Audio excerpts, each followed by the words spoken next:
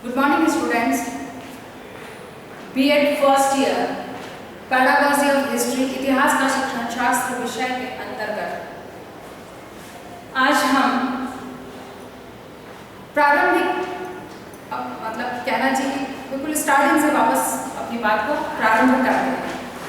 कि यहाँ पर हम ये अब तक मतलब हम पूरा अपनी बात को पुनः प्रारंभ वापस करते हैं। उसमें हम स्टार्ट करते हैं आज इतिहास का अर्थ या इतिहास क्या है, इस चीज को हम समझेंगे और इतिहास के क्षेत्रों के बारे में आज हम अध्ययन करेंगे। आज हमारा जो आज का प्रकरण है वो है इतिहास का अर्थ एवं क्षेत्र। इतिहास का अर्थ अगर हम इसको देखें या समझना चाहें तो इतिहास के अर्थ का क्या मतलब है। इतिहास जो कि दो शब्दों से मिलकर बना है, इति प्लस हास, यानी कि ऐसा हो चुका है, यानी कि जो बीत चुका है वह इतिहास है, उसे ही इतिहास कहा जाता है। तो इतिहास की जो ये इस आधार पर जब हम इतिहास को परिभाषित करने की कोशिश करते हैं, समझने की कोशिश करते हैं, तो इसका मतलब होता है कि इतिहास जो पूर्व में घटित हो चुका है, जो बीत चुका है, उसे हम इतिहास कहते हैं। इतिहास के अंतर्गत ये कहा जाए कि मानव विकास की जितने भी अनुभव हैं वो हमें इतिहास से ही प्राप्त होते हैं, क्योंकि मानव की उत्पत्ति, उसकी विकास की यात्रा, क्योंकि जब मानव की उत्पत्ति हुई तो एक आदिम अवस्था में निवास करता था, लेकिन वर्तमान में हम आदिम अवस्था में नहीं हैं। तो हमारी ये विकास यात्रा क्या है, ये चीज हमें इतिहास के माध्यम से पता चलती है। अगर इतिहास की परिभाषा पर बात करें या इतिहास की परिभाषा को हम देखें तो यहाँ पर हम जॉनसन की परिभाषा, जॉनसन के अनुसार इतिहास क्या है, भूतकालीन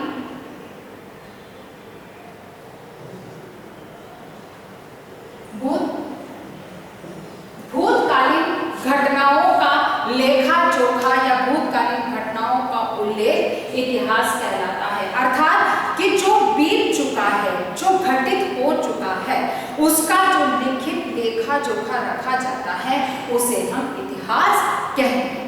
टैगोर की अगर परिभाषा को हम देखना चाहें या उसे समझना चाहें तो उसके अनुसार कि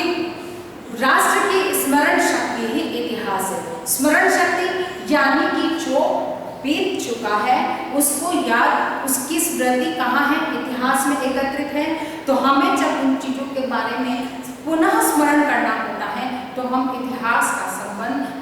संपर्क करते हैं या इतिहास में से उठाकर देखते हैं। तो इतिहास इस दृष्टिकोण से या जॉनसन की परिभाषा से देखें या इसके टैगोर की परिभाषा को देखें तो इनके अनुसार इतिहास मानव के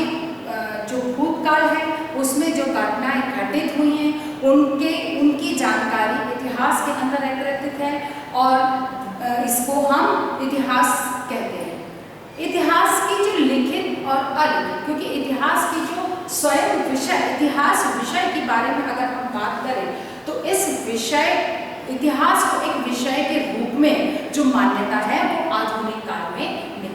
क्योंकि इतिहास को हम 3 कालों में विभाजित करते हैं, प्राचीन काल, मध्यकाल और आधुनिक काल। तो इतिहास जो था प्राचीन काल में हमारे पास लिखित रूप में कतई उपलब्ध नहीं, क्योंकि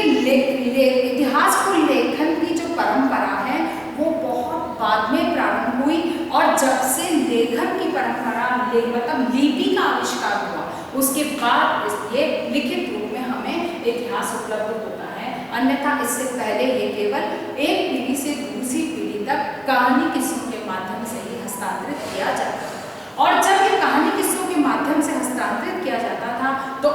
इसको एक, क्योंकि उसमें कहानी के माध्यम से बात को कही जाती थी, राजा महाराजाओं के भाट चारणों आदि के द्वारा उनकी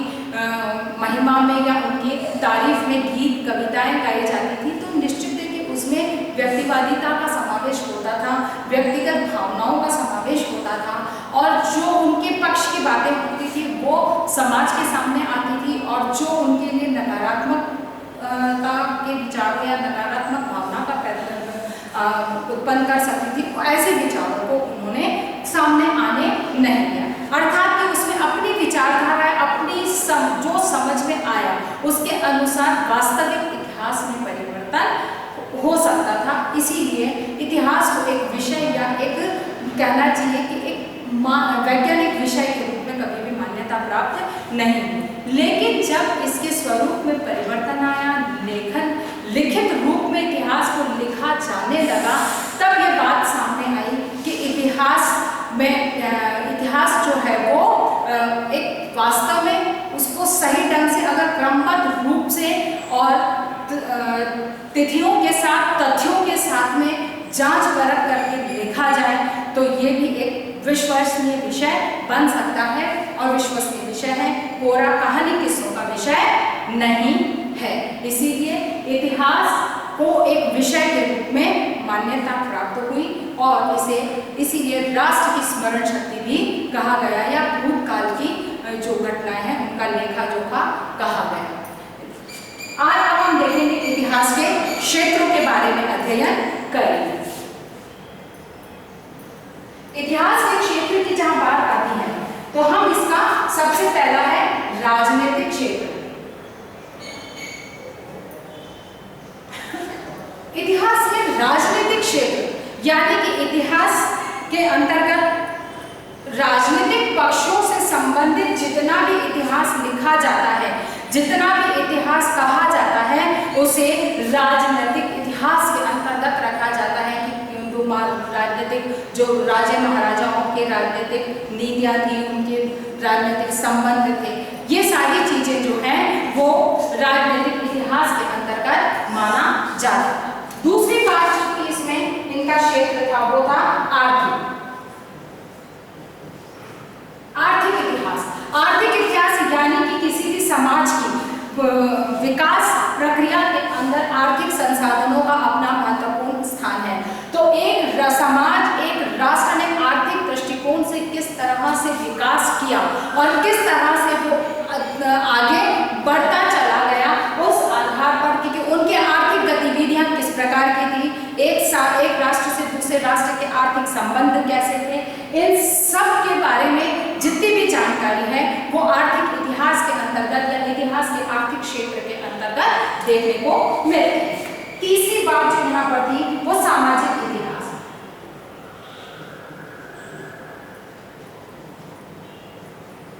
यानी कि इतिहास का सामाजिक इतिहास जो क्षेत्र है इसके अंतर्गत कि एक समाज की सामाजिक परंपराएं, रीति रिवाज, मान्यताएं, समाज के मूल्य आदि क्या हैं, इन सब के बारे में क्या थे, क्या परिवर्तन उनमें आया है, इन सब की जानकारी हमें सामाजिक इतिहास के माध्यम से प्राप्त होती है या हम सामाजिक इतिहास के माध्यम से किसी भी समाज की विकास की यात्रा को, उसकी मान्यता, मूल्यों आदि के बारे में जानकारी हासिल कर सकते हैं। चौथा है इसमें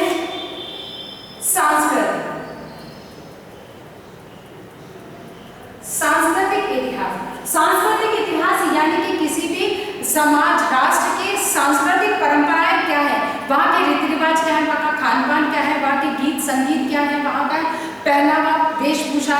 क्या है, इन सब की जो जानकारी है वो हमें सांस्कृतिक इतिहास के माध्यम से प्राप्त होती है या हम उसे जानना चाहते हैं तो हमें सांस्कृतिक क्षेत्र इतिहास को देखना होगा या उसे समझना होगा। उसके बाद पांचवा है